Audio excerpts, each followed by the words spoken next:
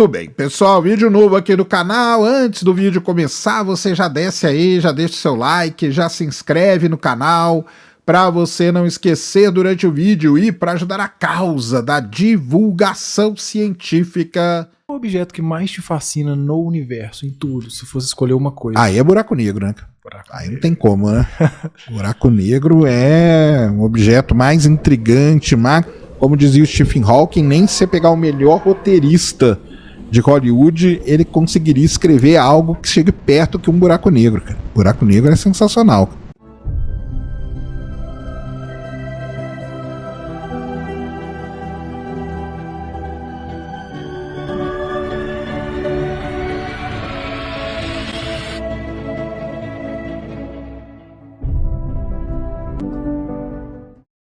Ele foi descoberto...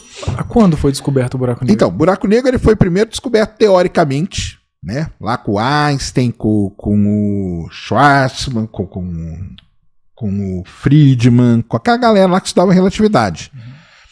Não chamava buraco negro, né? Eles chamavam de estrela negra, porque eles iam fazendo contas para ver o que acontecia com determinadas estrelas quando elas morriam. Então eles pegavam uma estrela que tem 2 vezes a massa do Sol. Vamos lá, fazia a conta. Isso aqui não vai acontecer nada. 3 vezes a massa do Sol. 4 vezes. 5, 6, 7, 8. Quando chegou em 8, aconteceu um negócio diferente aqui. Isso tudo na caneta? Tudo na caneta. Que isso, velho? Tudo na caneta e lá no começo do século. Quando chegou em 8 vezes a massa do Sol, falou, 8 vezes não, cara. 8 vezes dá um problema aqui, entendeu? 8 vezes acima da massa do Sol, a estrela explode como supernova. Então ela não tem uma vida igual às outras estrelas até 8 vezes a massa do Sol. Isso aí chamou a atenção deles, entendeu? Entendi. Desses caras todos. Aí eles continuaram fazendo conta. Falaram, mas quando explode a supernova, não acaba a estrela toda, sobra um caroço dela. Tá bom, então vamos pegar esse caroço aqui. Se ele tem 1 vez a massa do Sol, 2, 3. Quando chegou em 3, falou, 3 aconteceu um negócio muito esquisito.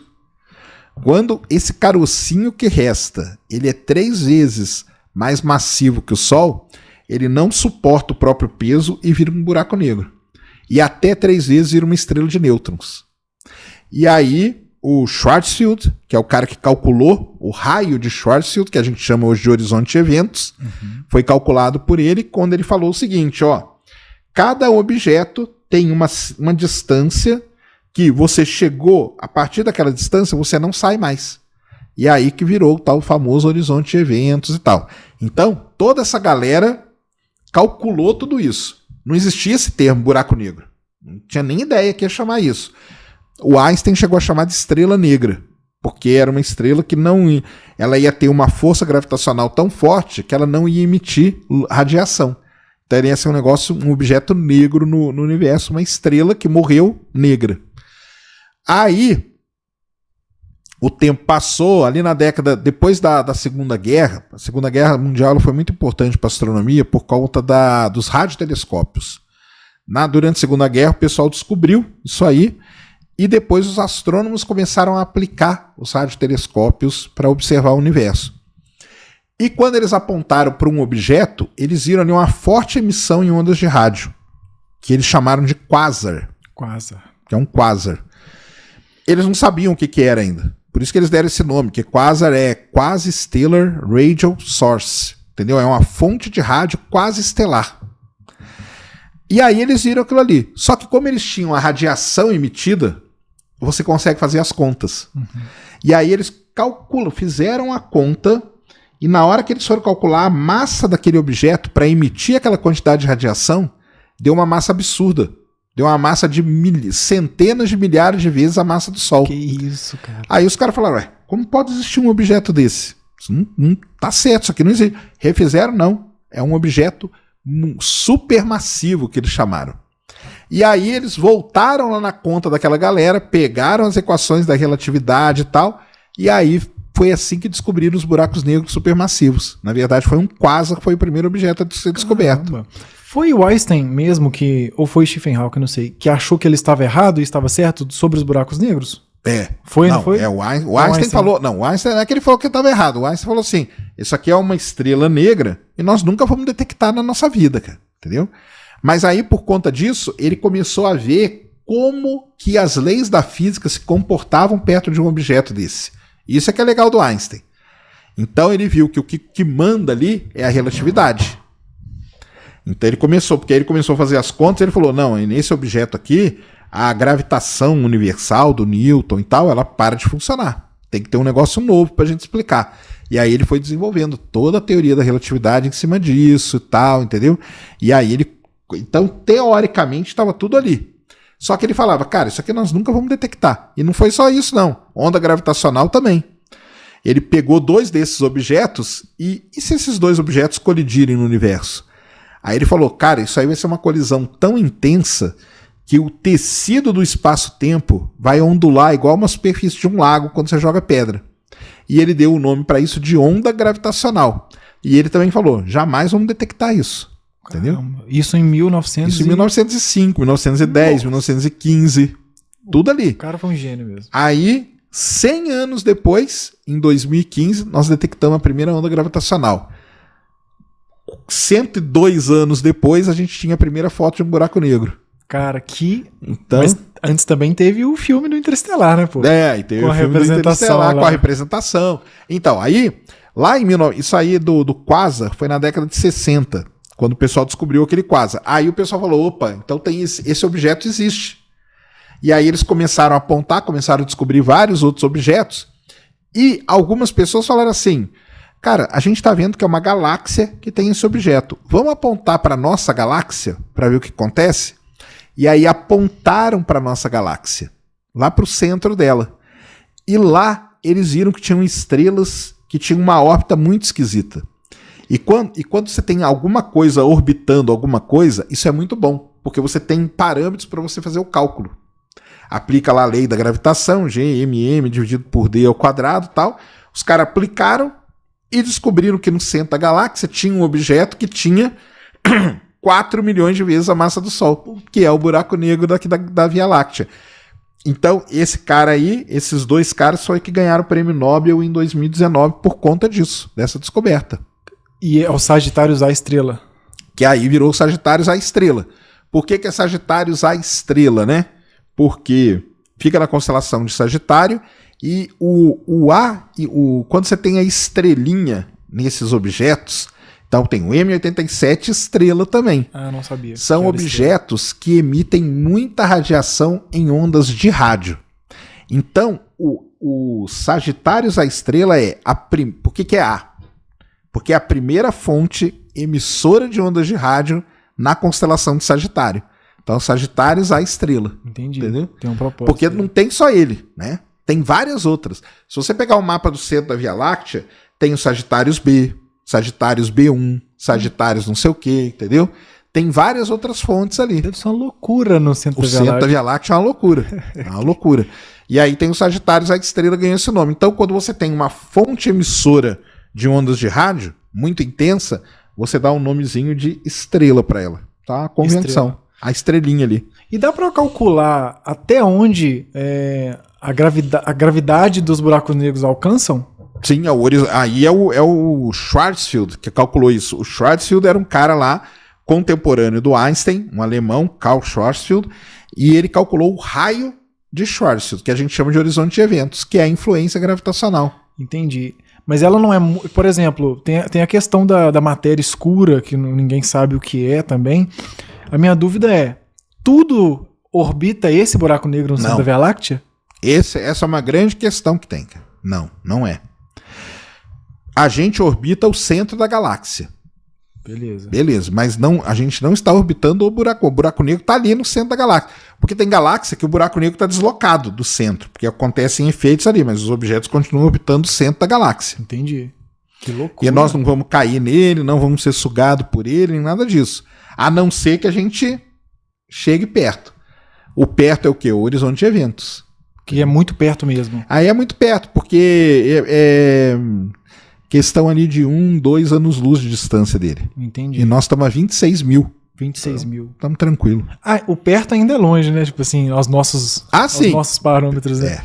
É uma coisa... E eu tenho a sensação, quando eu vejo o buraco negro engoliu uma estrela, Isso aconteceu em, sei lá, nossa, aconteceu em 4 segundos. Qual que é o processo? Quanto tempo demora para um buraco negro engolir uma estrela? Então vamos lá. Uma coisa muito legal que está acontecendo, até fiz vídeo essa semana disso. Os astrônomos, eles gostam de estudar o centro da galáxia. É muito complicado, mas hoje a gente tem equipamento que consegue ver todos aqueles objetos ali no centro. E faz 20 anos, olha só que legal, faz 20 anos que os astrônomos descobriram um objeto que está esticadinho em direção ao buraco negro da Via Láctea. Esse objeto, ele não é uma estrela, muito provavelmente ele é o resultado da colisão de 2 estrelas, criou uma nuvem de poeira e de gás, e essa nuvem de poeira e de gás está sendo puxada pelos Sagitários à estrela. Faz 20 anos que ela está sendo engolida. Entendi. Entendeu? Aí eles já calcularam. Em 2036, essa nuvem, porque parece que ela está orbitando, mas está sendo engolida, ela vai passar mais perto ainda. Então pode ser que em 2036 ela seja totalmente devorada pelo buraco negro. Entendi. Então é um período assim, sei lá, uns 50 anos. Se você pegar assim, menos de 60 anos, que é uma coisa muito legal, né? Mas tem essa coisa, por exemplo, o primeiro contato ali é demorado e quanto mais vai se aproximando, vai se acelerando esse processo dele engolir a estrela? Vai ficando mais rápido? Mas o mais rápido demora anos. Entendi. Demora anos. Que legal, cara, que legal. É porque quando a gente vê, no caso, esse caso é um caso muito, tanto que virou uma notícia muito impressionante, porque é um caso praticamente único dos astrônomos estarem monitorando o buraco negro se alimentando. Porque eles vão lá, observaram num ano, observa no outro, tem 20 anos de observação. Então eles conseguiram desenhar a trajetória. Saquei. Agora, normalmente, o que a gente vê quando um buraco negro se alimenta, que ele engole uma estrela, isso chama um evento de ruptura de maré. A estrela está lá orbitando, deu alguma instabilidade, ela passou perto do horizonte de eventos. Cruzou o horizonte de eventos, ela vai ser puxada. Quando ela é puxada, acontece o que o Hawking falava da espaguetificação. Uma parte dela puxa muito, a outra parte dela ainda tá fora. Só que a gente não sabe, porque quando a gente olha, a gente vê um instantâneo daquilo. Então a gente vê só aquele momento.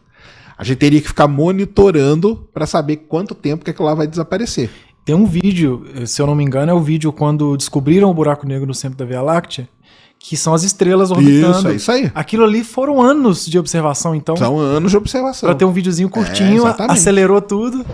São anos de observação. Que isso, cara. Porque aí eles descobriram, aí começaram a apontar para lá. Aí na hora que você monta todo aquele vídeo, aí você vê a estrela lá. E com isso você calcula a massa. E aí calculou a massa, descobriu que tinha esse buraco negro aí. É um trabalho insistente, né, cara?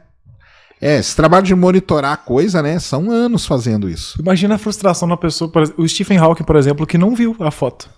Não viu a foto. E ele participou do processo ali, né? Assim, ele não sei se ele participou tanto, não. Mas ele não viu a foto de todo jeito. Mas o Stephen Hawking, a busca dele eram outras, né? Que ele também não viu, não vai ver acontecer. Não vai ver. Que era a radiação Hawking, tudo que ele propôs lá na tese de doutorado dele, entendeu?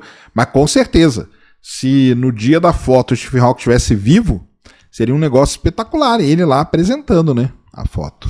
Eu achei interessante, eu fiz um episódio só sobre Interestelar com um professor de física lá da minha cidade. A gente falou só sobre isso.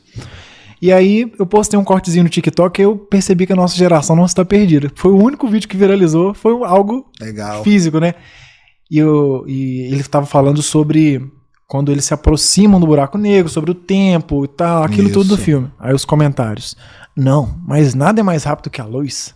Não, mas aí o comentário embaixo, né? Porque você nunca andou de Fiat Uno com a escada em cima. Isso aí. Assim. Como que é? É possível se aproximar de um buraco negro ou qualquer buraco negro vai destruir tudo que aproxima dele? Se você pode se aproximar contanto que você fique fora do horizonte de eventos. Cruzou o horizonte de eventos, não tem volta. Mas dá pra... Tá, não tem volta.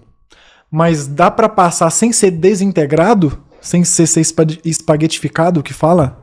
Isso. Dependendo do tamanho. Se você ficar fora do horizonte de eventos, tá tranquilo. Entendi. Tanto que lá no Interestelar é isso. Aqueles planetas orbitam o buraco negro fora do horizonte de eventos. Entendi. Mas eles estão muito perto. Por isso que o tempo ali passa diferente. Porque eles estão numa situação relativística.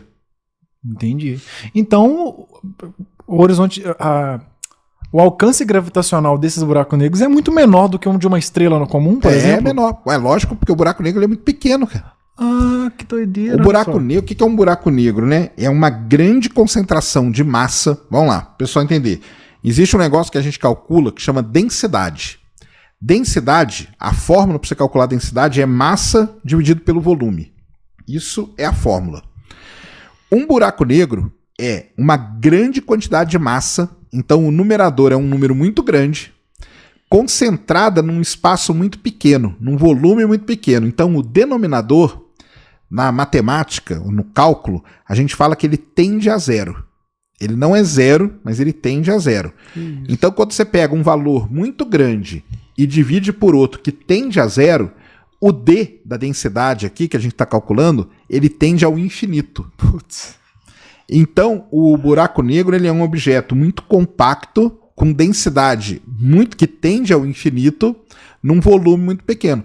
Por conta dessa equaçãozinha aí que eu falei para vocês, é que o Einstein falava que o buraco negro é onde Deus fez a divisão por zero. O que ele quer dizer isso? Que Deus pegou toda a massa e dividiu por um volume que é zero. Não é zero, mas ele tende a zero, é muito próximo de zero. Então, por isso que o buraco negro é isso. Agora, o raio de influência do buraco negro, tem aquela imagem lá, que agora eu não vou lembrar, cara, mas o do Sagitários, a estrela, o raio, o horizonte de eventos dele seria algo, eu falei 1 ano-luz, 2, né, mas acho que é menos, agora que eu tô lembrando da imagem, seria alguma coisa aí do tamanho do sistema solar, um pouco maior, mas é pequeno perto do tamanho do objeto que tem, né? Entendi. Na minha cabeça era, por ser muito massivo, por isso que eu perguntei se tudo na nossa galáxia orbitava lá. Eu pensei que o alcance gravitacional dele era um absurdo também. Nós não sofremos influência dele. Nós estamos muito longe, Qual que é o buraco negro mais próximo daqui? O mais próximo daqui é um buraco negro que foi descoberto pela missão Gaia há pouco tempo agora. É um buraco negro, uma coisa importante, né? Nós estamos falando de buracos negros supermassivos, mas não existe só esse tipo. Uhum. Existem buracos negros de massa estelar, que é aquilo que eu falei no começo, quando os caras fizeram a conta da estrela. Então é assim, o buraco negro é dividido pela massa. Se um buraco negro tem de dezenas de vezes a massa do Sol, até 100, 100 e pouquinho, a gente chama ele de buraco negro de massa estelar.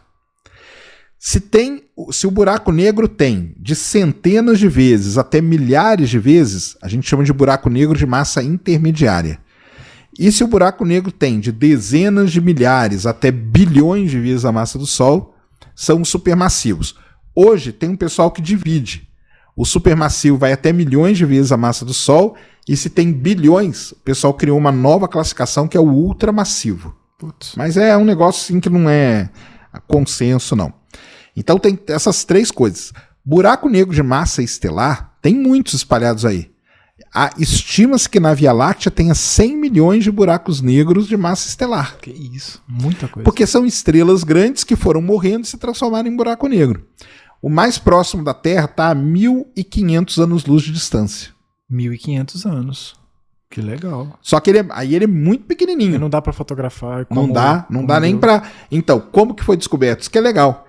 Existe uma missão chamada Gaia, da Agência Espacial Europeia, que ela fica fotografando todas as estrelas da galáxia. Ela já fotografou 2 bilhões de estrelas, 2 bilhões de estrelas. E no meio de tudo isso, os astrônomos pegam aquilo ali e ficam estudando. E aí eles viram que tinha uma estrela, a Gaia tá faz bastante tempo, então a Gaia monitora também. Então eles viram que tinha uma estrela, que quando eles fizeram a conta, a estrela tinha um movimento muito rápido, claro. E ela estava orbitando um nada. Então ela estava orbitando aqui e não tinha nada para ela orbitar. Aí eles pegaram aquilo ali e falaram, opa, vamos ver isso aqui com cuidado. Fizeram a conta e descobriram que aquela estrela orbita um buraco negro com 1.500 vezes a massa do Sol. 1.500 vezes? Não, 1.500 vezes é... Não, de 80... Não, como que é? 70 e poucas vezes a massa do Sol a 1.500 anos-luz de distância. Entendi. Muito legal. Esse é o mais próximo de nós, mas ele é muito pequenininho e tal. O da Via Láctea está a 26 mil anos-luz de distância. E o da M87?